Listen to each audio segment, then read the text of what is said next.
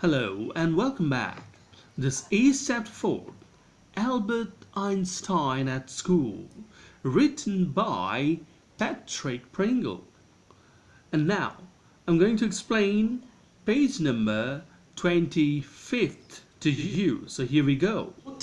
In what year, Einstein asked the history teacher, did the Prussians defeat the French at Waterloo? I don't know, sir. Why don't you know? You've been told it often enough. I must have forgotten. Did you ever try to learn? Asked Mr. Brown. No, sir, Albert replied with his usual unthinking honesty. So here, these lines say, the history teacher asked Einstein a question from the previous lesson.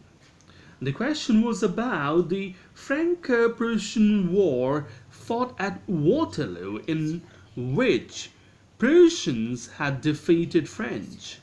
And the teacher had inquired him of the year in which it was fought.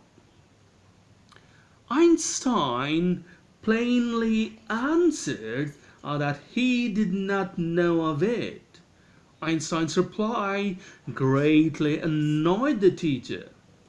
In a manner of scolding, he shouted at the student that he failed to reply even though the answer had been repeated a number of times in the class. Einstein calmly responded, saying he must have forgotten the answer. Exasperated further, Mr. Brown, the history teacher, wanted to know if he had ever tried to learn his lesson.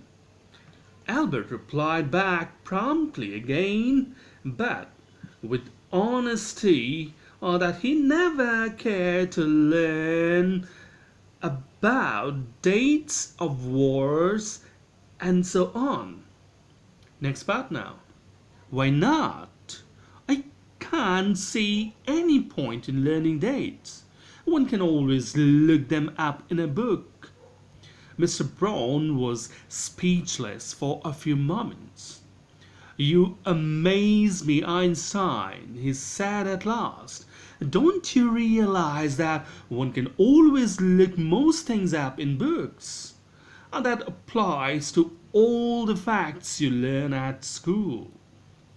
So here these lines say, Mr. Brown asked further as he wanted to know the reason behind his aversion of the subject.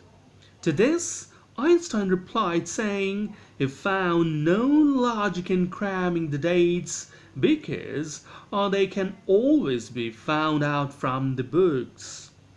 Einstein's answer was fully soaked in the words of logic, which left him without a word for a while. In his response, he spoke addressing Einstein that he caused wonder to him every time. If he was to believe his words, then almost everything could be learned from books. Then where was the need to learn anything at school? Next part now. Yes, sir. Then I suppose you don't see any point in learning facts. Frankly, sir, I don't, said Albert. Then you don't believe in education at all. Oh yes, sir, I do. I don't think learning facts is education. So here, these lines say, Albert courageously replied in favor of the stand. The teacher then dubiously raised the point, saying, perhaps he did not see a point learning facts then. To which Albert vehemently, strongly opposed teacher's point. Then Mr. Brown questioned his idea of education and his faith in it. Albert, though expressed his full support to education, he was against the idea of learning facts in it. So this is all for now. Thank you.